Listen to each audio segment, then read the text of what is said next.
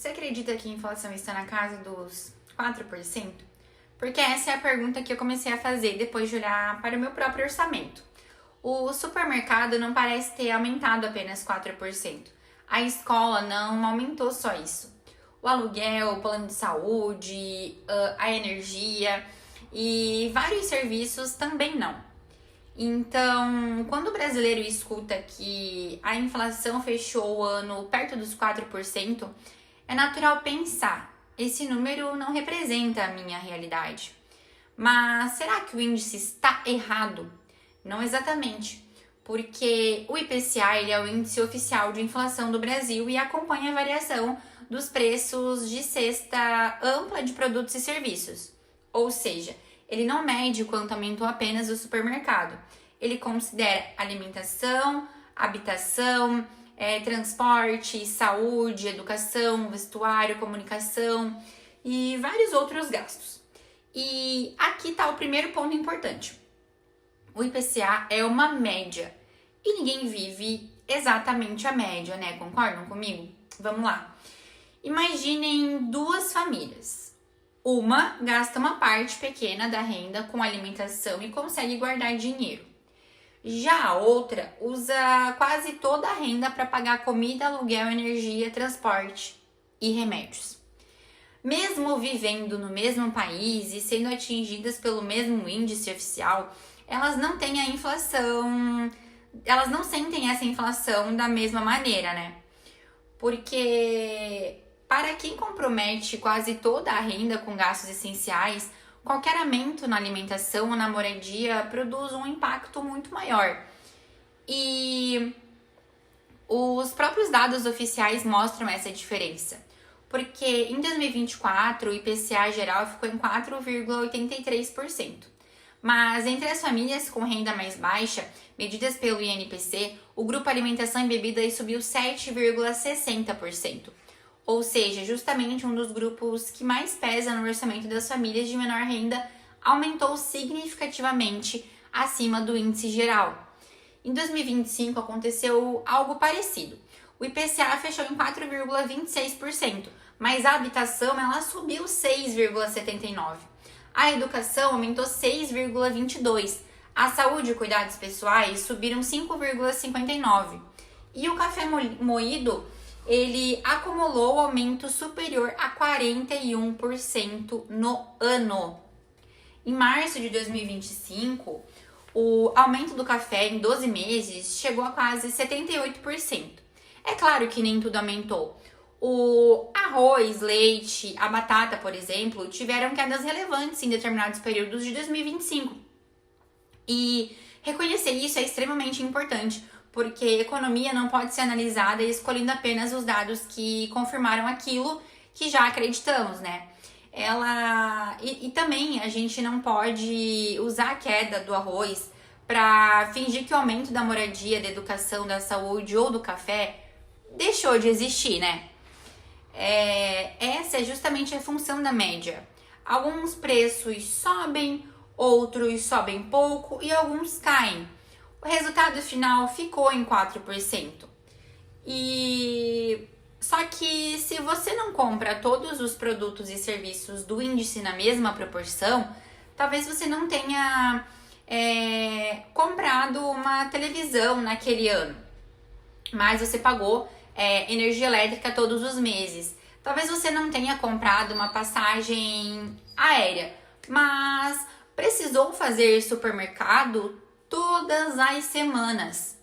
É por isso que a inflação percebida por uma família pode ser muito maior do que o índice geral.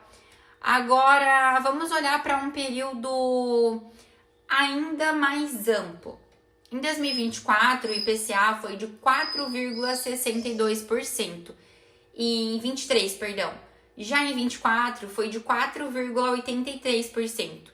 Em 25, 4,26%. E até junho de 2026 já acumulava 3,36% no ano. Quando fazemos cálculo composto, a inflação acumulada desde janeiro de 23 até junho de 26 chega a aproximadamente 18,2%. Isso significa que um conjunto de produtos que custava R$ 100 no início de 23, acompanhando exatamente a inflação média, custaria aproximadamente R$ 118 em junho de 2026. Mas aqui está a pergunta importante. A renda de todas as famílias brasileiras aumentou na mesma proporção? A gente já viu que não. O salário mínimo teve reajustes e ganhos reais nesse período. O mercado de trabalho também apresentou indicadores positivos. Portanto, não seria correto afirmar que absolutamente todos os salários ficaram congelados, porque não foi bem assim. Mas essa melhora média também não significa que a renda de cada trabalhador tenha acompanhado o aumento específico das despesas da sua família. O autônomo, por exemplo, não recebe reajuste automático. O pequeno empresário nem sempre consegue aumentar o próprio rendimento. O trabalhador informal não tem garantia de correção anual. E mesmo quem recebeu um aumento pode ter visto esse ganho ser consumido por alimentação, aluguel, escola, plano de saúde, energia, juros, enfim, tudo que a gente falou nesse vídeo. O Diese apresenta outro lado que ajuda a visualizar esse problema. Em junho de 26, o salário mínimo oficial foi de R$ 1.621. Mas, segundo a metodologia do próprio Diese, o salário mínimo necessário para sustentar uma família de 4 pessoas deveria ser em aproximadamente R$ 8.110.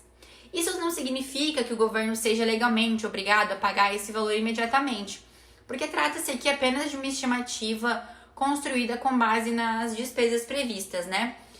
Alimentação, educação, moradia, saúde, transporte, vestuário e previdência, né?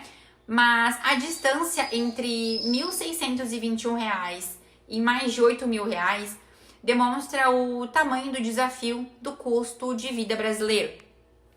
E onde entram os impostos nessa discussão, né? Em 2025, a carga tributária bruta brasileira chegou a 32,40% do PIB.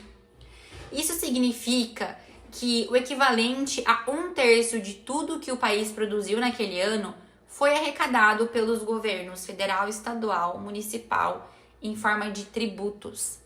É importante fazer uma ressalva. Isso não significa dizer que cada brasileiro individualmente entregou exatamente 32,40% da própria renda ao governo. Mas a relação da carga tributária ao PIB é o indicador agregado. Além disso, imposto não é o único responsável pelo aumento dos preços. Os preços também são influenciados pelo clima, pelo câmbio, juros, oferta, demanda, preço internacional, logística, concorrência. O aumento do café, por exemplo, teve uma forte relação com problemas de oferta e condições climáticas no Brasil e no exterior.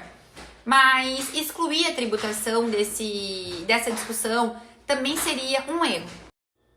Os tributos aparecem na energia usada pela indústria, no combustível utilizado pelo transportador da mercadoria, né, pelos transportes. Hoje, o transporte rodoviário de carga, ele é o nosso maior meio de transporte, né?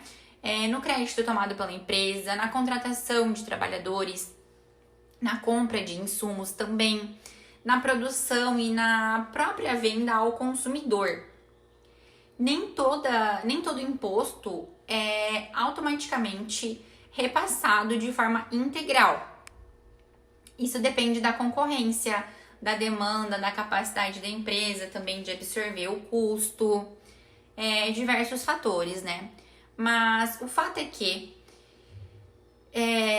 nenhuma empresa consegue absorver indefinidamente aumentos de impostos, energia, salário, juros, aluguel, matéria-prima. Em algum momento, parte desse custo chega no preço. E ou a empresa reduz a margem, ou ela deixa de investir, ou ela reduz a sua produção, ou ela corta postos de trabalho. Por isso que quando o governo aumenta ou cria uma tributação, a discussão não deveria terminar na frase "quem vai pagar é a empresa, não tem nada a ver com isso".